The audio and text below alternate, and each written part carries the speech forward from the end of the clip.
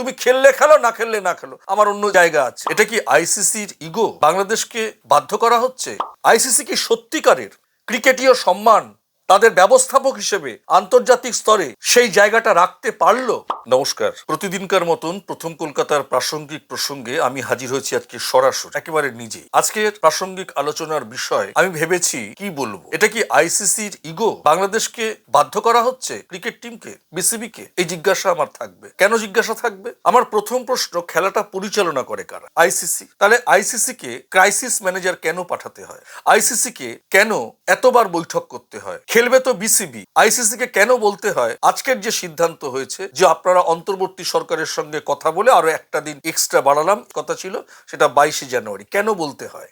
আমার দ্বিতীয় প্রশ্ন, মুস্তাফিজুর রহমানকে বাদ দেওয়াকে কেন্দ্র করে বিসিসিআই যে সিদ্ধান্ত নিয়েছিল তাতে বাংলাদেশের ক্রিকেট কন্ট্রোল বোর্ড এবং অন্তর্বর্তী সরকার তারা ইগোনিক, মনোকষ্টে হোক, অপমানিত হোক, দেশের গরিমার কথা ভেবে হোক, তারা নিরাপত্তার কারণ দেখিয়ে ভারতের মাটিতে খেলতে আসতে চায় না। কারণটা কি দেখলাম? আইসিসির যারা ইন্টারন্যাশনালি সিকিউরিটি এজেন্সিগুলো আছে, যারা বিভিন্ন নিরাপত্তা সংক্রান্ত বিষয়ে বিশ্লেষণ করে তাদের কাছে রিপোর্ট দেয়, যতদূর জানি আইসিসির তরফ থেকে এরকম একটা রিপোর্ট বোধহয় বিসিসিআইয়ের কাছে গেছিল যে ভারতের মাটিতে বিসিবি ক্রিকেট টিম, দর্শক, জার্সি পরে যাওয়া এবং সাংবাদিকদের বা বাংলাদেশিদের একটা নিরাপত্তার আশঙ্কা থাকছে, এরকম নাকি একটা রিপোর্ট পাওয়া গেছিল। সেই রিপোর্টকে কেন্দ্র করেই আরো জোরালো ভাবে অন্তর্বর্তী সরকারের ক্রীড়া উপদেষ্টা, পরবর্তী সময় সেদেশের পররাষ্ট্র উপদেষ্টা, তারা তাদের মতামত জানিয়ে দেয় যে নিরাপত্তার ঝুঁকির কারণে আমরা কোনোভাবেই ভারতের মাটিতে খেলবো না, আমাদেরকে শ্রীলঙ্কায় সুযোগ দেওয়া হোক। সেটা কোনোভাবেই সম্ভবপর হয়নি। সেখানে আয়ারল্যান্ডের প্রশ্ন চলে এসছে, স্কটল্যান্ডের প্রশ্ন চলে এসছে,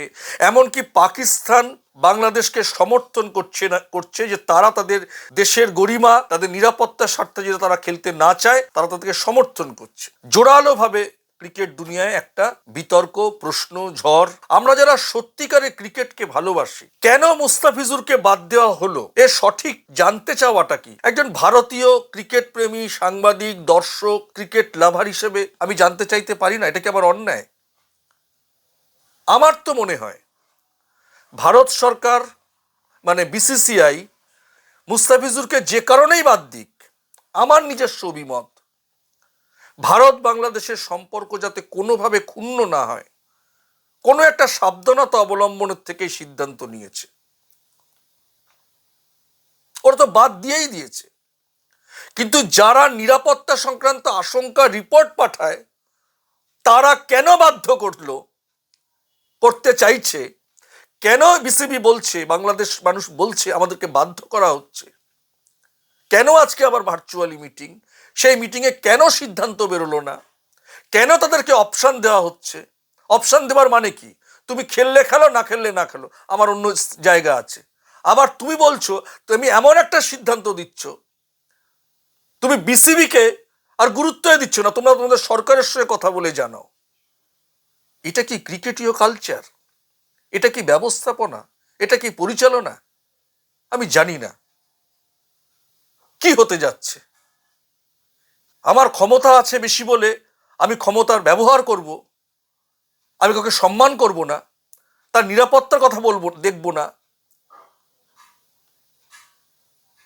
আইসিসি কি যে রিপোর্ট দিয়েছিল নিরাপত্তা সংক্রান্ত, যেটা গণমাধ্যমে আমরা কম বেশি জেনেছি, তা সত্য মিথ্যা আমরা জানি না, আলোচনা হচ্ছে, আলোচিত হয়েছে। আইসিসি একবার কি ভারত সরকারের সঙ্গে কথা বলতে পারতো না? যেখানে জয় শাহ রয়েছেন, সম্মানীয় বিসিসিআইয়ের অন্যতম কর্মকর্তা, তার বাবা সম্মানীয় দেশের কেন্দ্রীয় স্বরাষ্ট্রমন্ত্রী। তোমরা যখন বলছো তোমরা অন্তর্বর্তী সরকারের সঙ্গে আলোচনা করো, তোমরা বলতে পারতে তো বিসিসিআই কেও। আইসিসি কি সত্যিকারের ক্রিকেটীয় সম্মান তাদের ব্যবস্থাপক হিসেবে আন্তর্জাতিক স্তরে সেই জায়গাটা রাখতে পারলো? আজকে কেন এই বিতর্ক? আজকে 7 দিন পরে খেলা, 7ই ফেব্রুয়ারি থেকে খেলা শুরু, এখনো সময় দেওয়া হচ্ছে, অপশন দেওয়া হচ্ছে। আইসিসি কি সত্যিকারের বাংলাদেশ ক্রিকেট টিমকে সম্মানিত করলো? খেলায় কে বড় কে ছোট সেটা মাঠে প্রমাণিত হবে। কিন্তু কর্মকর্তা হিসেবে, ব্যবস্থাপক হিসেবে, হোক ছোট দেশ, হোক লোকসংখ্যায় কম, খেলার মাঠে তো সবাই সমান, সবার দৃষ্টি সমান থাকা উচিত। এত কিছুর পরেও আজকে সিদ্ধান্ত পৌঁছানো গেল না। তাদেরকে, বাংলাদেশের ক্রিকেট টিমকে সেই তিমিরাই রেখে দেওয়া হলো। আর তারা তাদের সম্মান, তাদের গরিমার জন্য তারা নিজের ক্রিকেট টিমকে বা ক্রিকেটের টিম, বাংলাদেশের অন্তর্বর্তী সরকার, তাদেরকে সেই তিমিরে রেখেই তাদের দিকে বল ছুড়ে দেওয়া হলো। এই বল ছোড়াছুরির জায়গায় কারাই ঘটনাটা ঘটালো? তাদের দিকে একবার আঙুল তোলা উচিত ছিল নয় কি, যদি নিরপেক্ষতা থাকে?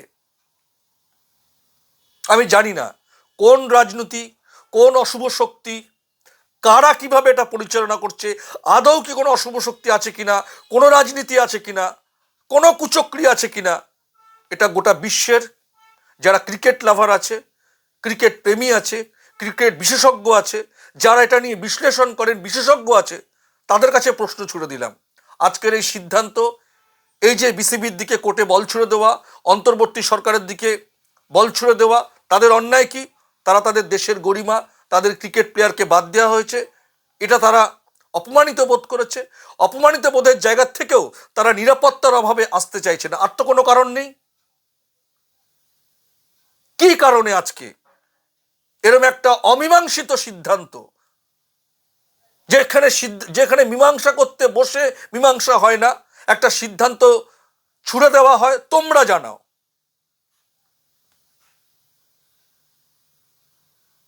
এটা কি আইসিসি টি-20 বিশ্বকাপের ভবিষ্যতের জন্য আজকে 2026-এর আজকের এই দিনে দাঁড়িয়ে যে সিদ্ধান্ত হলো, অমীমাংসিত সিদ্ধান্ত, সেই সিদ্ধান্তটা কতটা গ্রহণযোগ্য আমাদের যারা দর্শক তারা বিচার করবেন, মন্তব্য করবেন।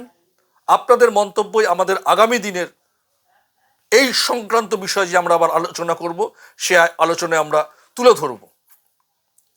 আমাদের আলোচনা কেমন লাগলো, ভালো না মন্দ, কমেন্ট বক্সে লিখবেন, অবশ্যই লিখবেন।